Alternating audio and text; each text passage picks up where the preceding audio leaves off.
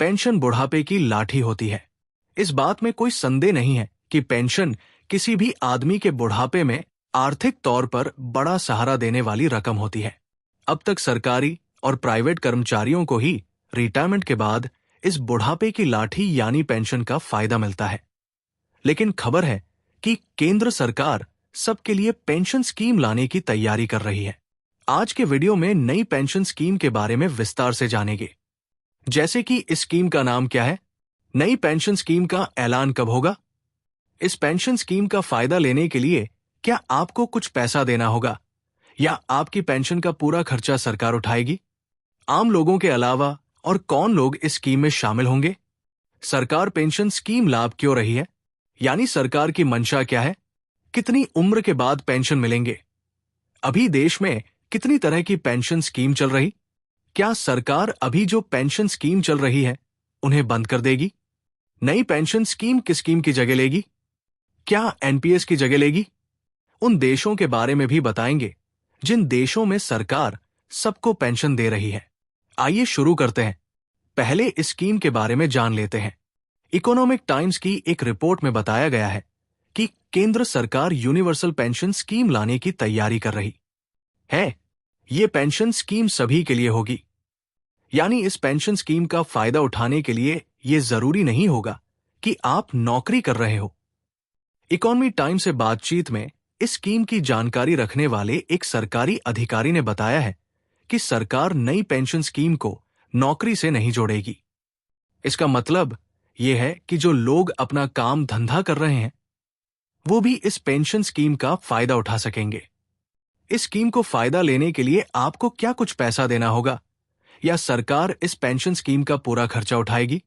Report के मुताबिक केंद्र सरकार की यूनिवर्सल पेंशन स्कीम स्वैच्छिक और आपकी कंट्रीब्यूशन पर आधारित होगी। आसान शब्दों में कहें तो यूनिवर्सल पेंशन स्कीम में कोई भी आदमी अपनी मर्जी से पैसा जमा कर सकेगा। कहने का मतलब यह है कि अगर आप चाहते हैं कि आपको भी नौकरी करने वाले लोगों की तरह बुढ़ापे में एक तय रकम पेंशन के तौर पर मिले तो आप यूनिवर्सल पेंशन स्कीम में सरकार की तरफ से तय राशि को जमा कर सकते हैं। सरकार इस स्कीम में कोई कंट्रीब्यूशन नहीं करेगी। अब सवाल यह है कि सरकार यूनिवर्सल पेंशन स्कीम लाना क्यों चाहती है? जैसा कि हमने आपको बुलेटिन की शुरुआत में बताया कि अभी तक देश में जो पेंशन स्कीम चल रही है उसका सबसे बड़ा फायदा नौकरी करने वाले लोगों को ही मिलता है, फिर चाहे वो सरकारी हो या फिर प्राइवेट हो। इन सभी कर्मचारियों को रिटायरमेंट की तय अवधि के बाद शुरू हो जाती। उदाहरण के तौर पर केंद्र सरकार कर्मचारियों की रिटायरमेंट एज 60 साल है, यानी 60 साल के बाद केंद्रीय कर्मचारी पेंशन के हकदार हो जाते हैं। वहीं प्राइवेट सेक्टर में कर्मचारियों की रिटायरमेंट उम्र 58 साल है, यानी जैसे वो 58 साल की उम्र पूरी करते हैं प्राइवेट कंपनियों में काम करने वाले लोगों को पेंशन मिलने लगती है। प्राइवेट नौकरी करने वाले लोगों को ईपीएफओ यानी एम्प्लॉय प्रोविडेंट फंड ऑर्गेनाइजेशन के तहत पेंशन मिलती है। पीएफ खाता धारकों को ईपीएस 95 के तहत पेंशन दी जाती है। ईपीएफओ के नियमों के मुताबिक कोई भी प्राइवेट कर्मचारी 10 साल तक नौकरी करने के बाद पेंशन पाने का हकदार हो जाता। हालांकि पेंशन रिटायरमेंट एज के बाद ही होती है। इस तरह नौकरी पेशा लोग तो रिटायरमेंट के बाद पेंशन पालने लगते हैं, उनके पास इंतजाम हो जाता है। लेकिन देश में बड़ी तादाद ऐसे लोगों की है जो असंगठित क्षेत्र में काम करते हैं। ये लोग अपनी कमाई का बड़ा हिस्सा अपने रोजाना की जरूरतों पर खर्च कर देते हैं और इसके चलते बचत नहीं कर पाते हैं। इसके चलते उन्हें बुढ़ापे में आर्थिक परेशानियों का सामना करना पड़ता है। अभी सरकार की स्वरोजगार करने वालों के लिए और असंगठित क्षेत्र में काम करने वालों के लिए कई पेंशन स्कीम्स चल रही है। इनमें प्रधानमंत्री श्रम योगी मानधन यानी पीएमएस व एम स्कीम और व्यापारियों और स्वरोजगार के लिए राष्ट्रीय पेंशन योजना यानी एनपीएस जैसी मौजूदा पेंशन स्कीम शामिल है। इन दोनों योजनाओं के तहत फिलहाल 60 साल के बाद 3,000 रुपए हर महीने पेंशन मिलती है। इसमें 55 रुपए से लेके 200 रुपए तक प्रति माह आपको योगदान करना होता है, यानी जमा करने होते हैं।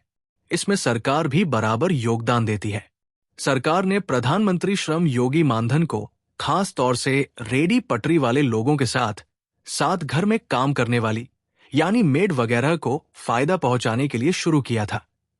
इसके अलावा अटल पेंशन योजना चल रही है। इसे शॉर्टकट में एपीवाई कहते हैं। इस स्कीम की देखरेख पेंशन फंड और विनियामक और विकास प्राधिकरण PFRDA द्वारा की जाती है। अटल पेंशन योजना असंगठित क्षेत्र के श्रमिकों के लिए है।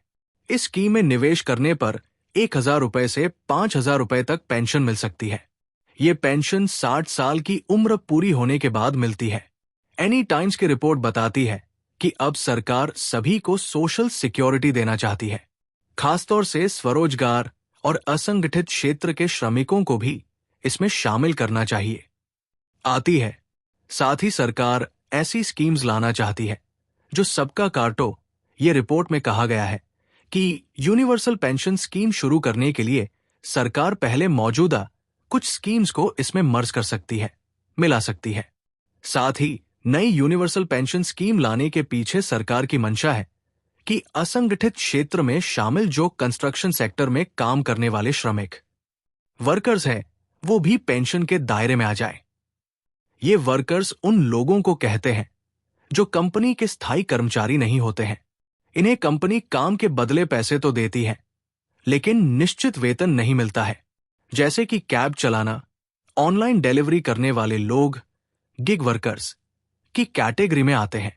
रिपोर्ट में कहा गया है कि सरकार को उम्मीद है कि इस नई पेंशन स्कीम से स्वरोजगार, असंगठित क्षेत्र के कामगारों, गिग श्रमिकों, व्यापारियों और 18 साल या उससे ज्यादा उम्र के उन लोगों समेत कई बड़े वर्गों को फायदा मिलेगा जो 60 साल की उम्र के बाद पेंशन का फायदा लेना चाहते हैं, लेकिन उनके लिए कोई अभी अरेंजमेंट नहीं है।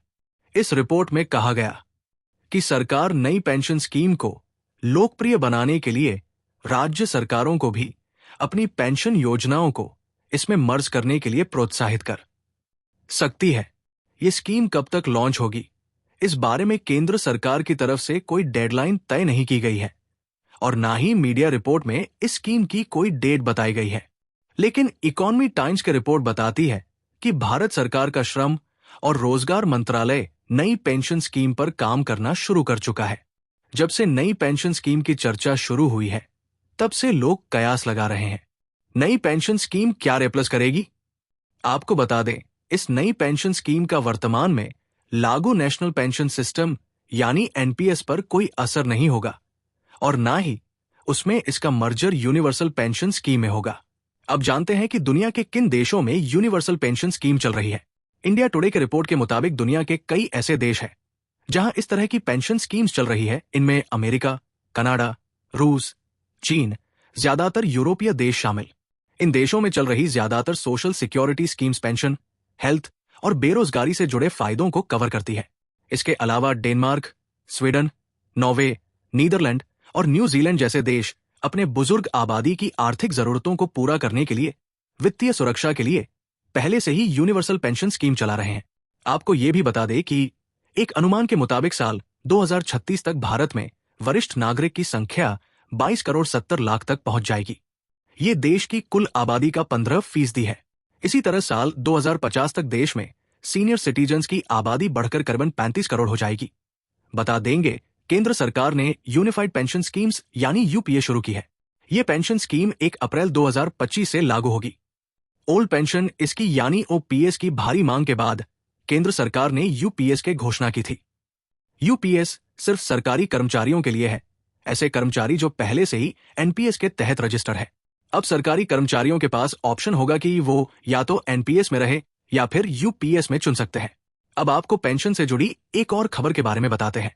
प्राइवेट सेक्टर के कर्मचारियों को जल्द ही बड़े खुशखबरी मिल सकती है। सरकार EPFO के तहत आने वाले कर्मचारियों की मिनिमम पेंशन बढ़ाने का ऐलान कर सकती है। दरअसल 1 फरवरी को पेश हुए आम बजट से पहले EPS 95 रिटायर कर्मचारियों के एक प्रतिनिधि मंडल ने वित्त मंत्री निर्मला सीतारमण से मुलाकात की थी। इस मीटिंग में रिटायर्ड कर्मचारियों के इस प्रतिनिधि मंडल ने न्यूनतम पेंशन को बढ़ाकर 7,500 रुपए प्रति महीने करने के साथ ही महंगाई जोड़ने की भी मांग की थी। संगठन EPS 95 आंदोलन समिति ने कहा है कि केंद्रीय श्रम मंत्री मनसुख मंडाविया ने EPS 95 के तहत न्यूनतम पेंशन समेत उनकी मांगों पर समय से कार्रवाई करने का आश्वासन दिया। मौजूदा नियमों के अनुसार कर्मचारी की बेसिक सैलरी प्लस महंगाई भत्ता यानी डीए का 12% हिस्सा हर महीने कर्मचारी के पीएफ अकाउंट में जमा होता है, जिसमें से कर्मचारी का पूरा हिस्सा ईपीएफ में जाता है, जबकि नियोक्ता यानी कंपनी का 12% योगदान 2 हिस्सों में जमा होता है, जिसमें से 8.33% हिस्सा कर्मचारी पेंशन स्कीम यानी ईपीएस और बाकी 3.67% ईपीएफ में जाता है। सितंबर 2014 में केंद्र सरकार ने कर्मचारी पेंशन योजना यानी ईपीएस 95 के तहत आने वाले पेंशन भोगियों के लिए न्यूनतम पेंशन 1,000 रुपए प्रति महीने तय करने की घोषणा की थी। तब से इस राशि में कोई संशोधन नहीं किया गया है। आजकल इस बुलेटिन में इतना ही। आपको क्या लग रहा है? क्या सरकार की मानसिकता उन सभी वरिष्ठ नागरिकों के बुढ़ापे को सही करने और उनके बुढ़ापे में आर्थिक स्थिति में सुधार करने के प्रति सकारात्मक है, या सिर्फ बेवकूफ बनाई जा रही है? क्या सरकार को उन सभी वरिष्ठ नागरिकों के बुढ़ापे में आर्थिक स्थिति को सुधारने में मदद नहीं करनी चाहिए, जिन्होंने अपनी पूरी जवानी देश की सेवा करने में लगा दी, चाहे वो मजदूर के रूप में हो, चाहे वो एक व्यापारिक रूप में हो, या वो एक प्राइवेट नौकरी में हो, या सरकारी नौकरी में हो? पूरे जीवन सरकार की और देश की सेवा में लगा दी। क्या सरकार को उसके हित के बारे में नहीं सोचना चाहिए? अपनी राय और अपने विचार इस वीडियो के कमेंट में अवश्य दें।